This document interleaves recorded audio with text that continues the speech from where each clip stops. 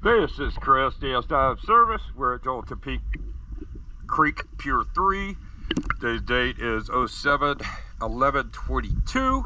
We are on the boat, the Footloose. This is a pre-dive inspection or pre-clean inspection. So let's go take a look.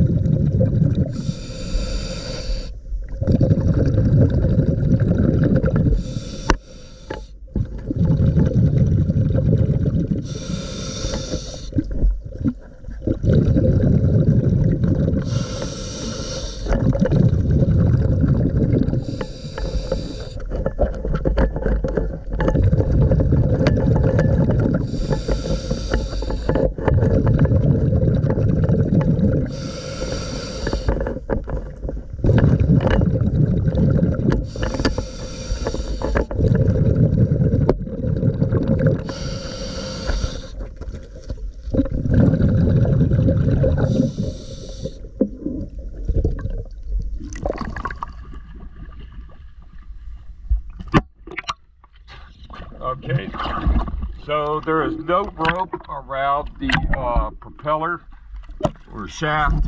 What it is the zinc has come loose. So we'll see about fixing that up here shortly.